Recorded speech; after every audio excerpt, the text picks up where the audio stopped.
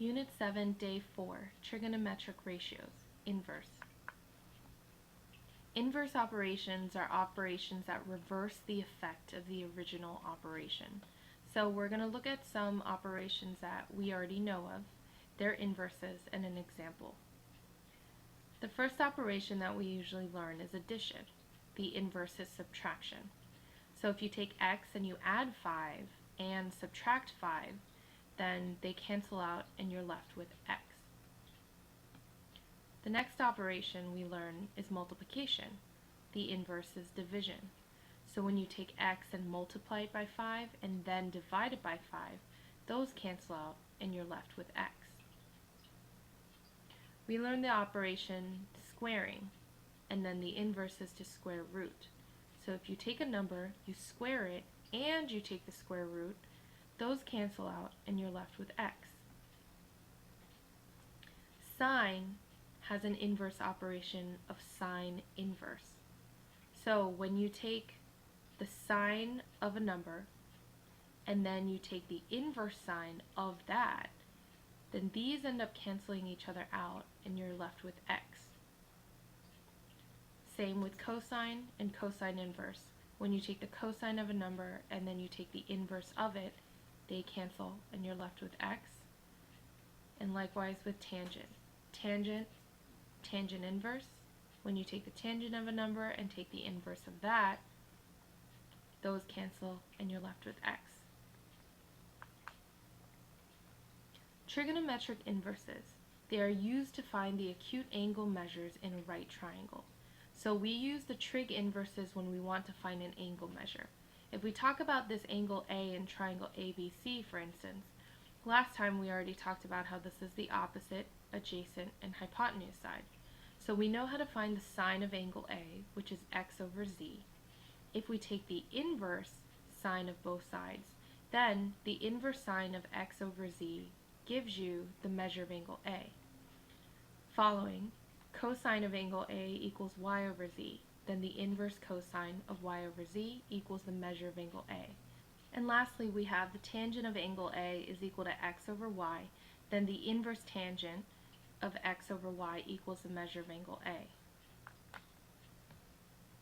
Here, angle A is an acute angle. We need to use a calculator to approximate the measure of angle A, round to 1 decimal place.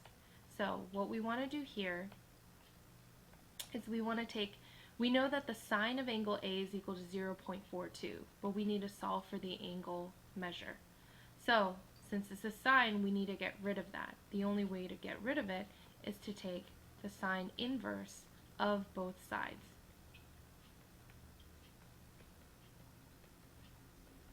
Just like you would solve an equation and do the same thing to both sides, that's what we're going to do. On this side, the sine inverse and sine cancel out, so we're left with A. And then over here, you're going to put sine inverse of 0.42 into your calculator.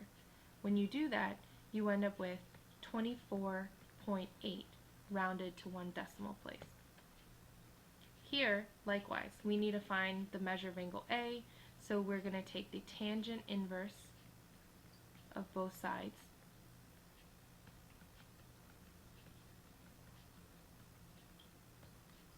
So tangent inverse and tangent cancel out, we're left with A. When you put this into your calculator, you're going to get 68.2 degrees rounded to the nearest tenth. And then cosine, same thing. We need to take the cosine inverse of both sides.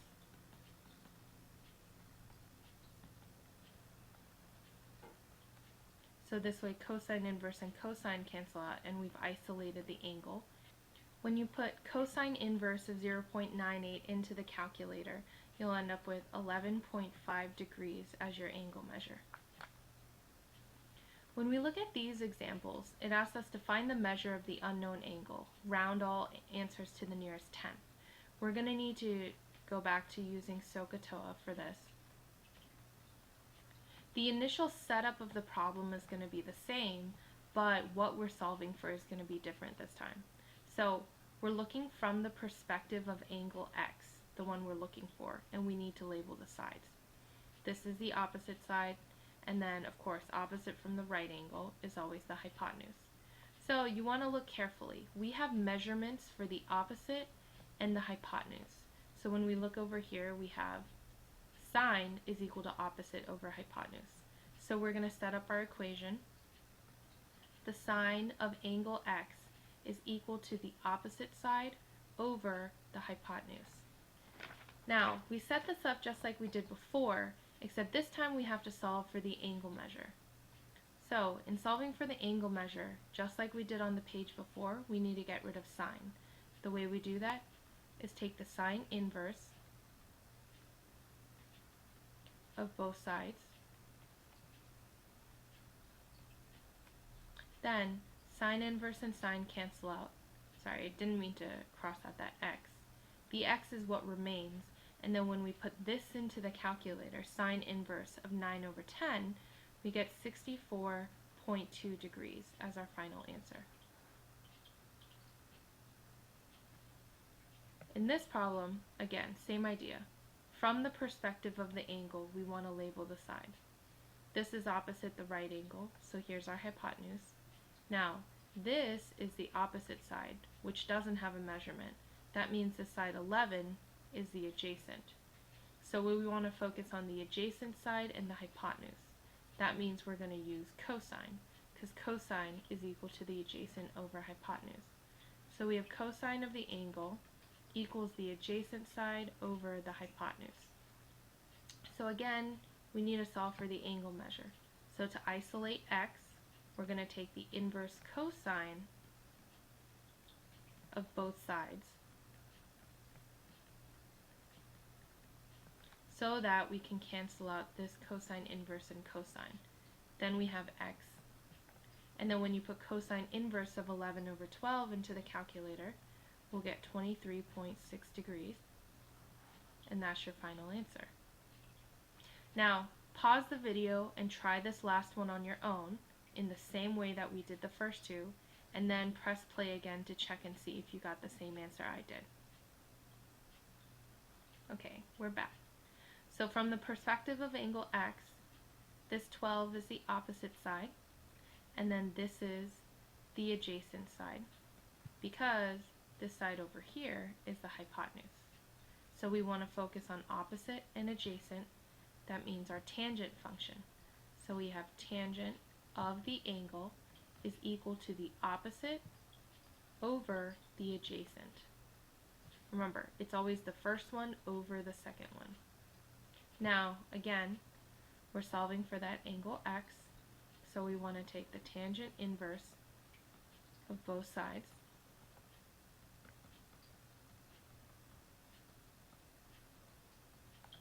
So that these cancel out, then we're left with x. And when you put this into the calculator, tangent inverse of 12 divided by 29, we'll get 22.5 degrees. And that is your final answer. I hope you got it right. Now this is the next type of problem that we're going to do, and this actually takes the past 3 or 4, actually all the things we've talked about this unit so far, and pulls it together.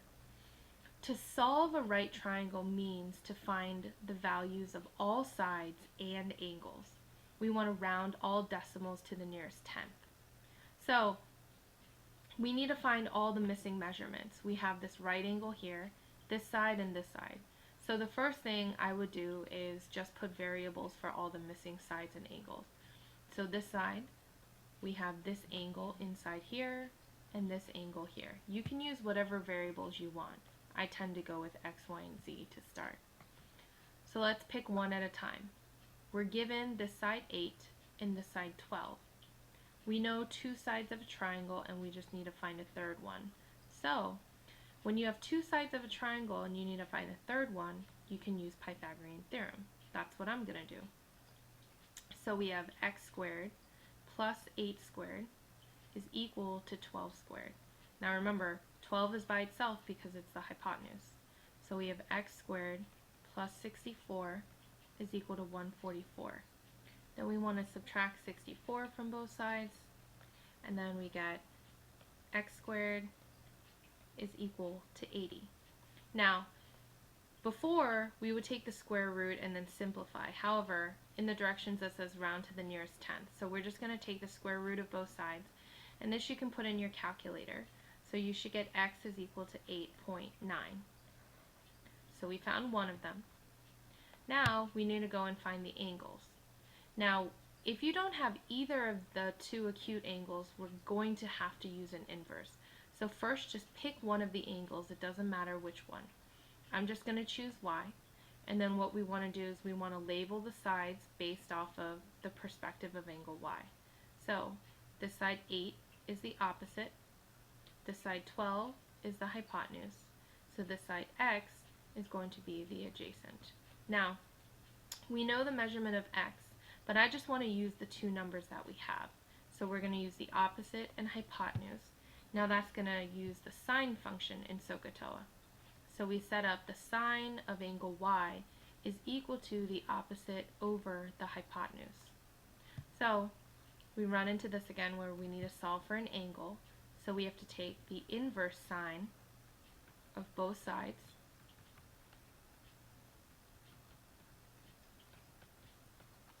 So that this inverse sine and sine can cancel out, then we're left with the angle y by itself. Then when you put sine inverse of 8 over 12 in the calculator, you're going to get 41.8 degrees. Then, lastly, to find this last angle measure, z, our knowledge about triangles tells us that z plus y plus 90, all three angles in the triangle have to add up to 180 degrees. So z plus 41.8 plus 90 has to equal 180. 41.8 plus 90 is equal to 131.8. Then when you subtract 131.8 from both sides, we are left with z equal to 48.2 degrees. And now we've solved the triangle. We have 12, 8, and 8.9 for side lengths, 90, 41.8, and 48.2 degrees for the angle measures. Let's do one more. So again, first we want to go through and label everything that's missing. X, Y, and Z. This one's an angle measure. Now, always start with the easiest one first. If you have two angles, it's easiest to find this one. So to find angle Z, we're just going to take Z plus 90 plus 28 equals 180. All three angles have to add up to 180. 90 plus 28 is 118. So when we subtract 118 from both sides, we're going to have Z is equal to 62 degrees. Done. Now, we need to find x and y. So this goes back to our trig. If we go from the perspective of 28, then let's label our sides.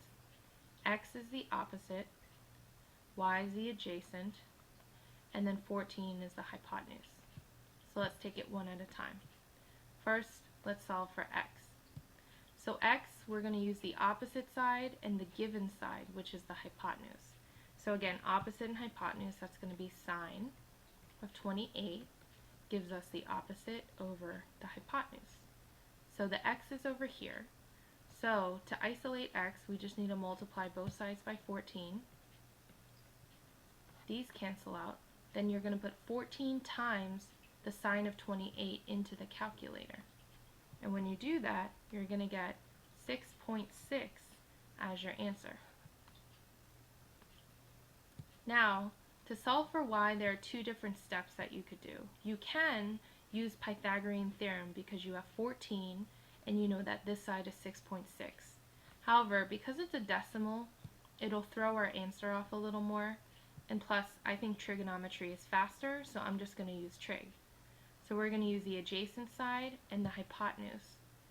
So we have cosine of 28 is equal to the adjacent over the hypotenuse. So again, multiply both sides by 14 so that we can isolate the variable. Y is equal to, when you put 14 times cosine of 28 in the calculator, you'll get 12.4 as your final answer. And that's it.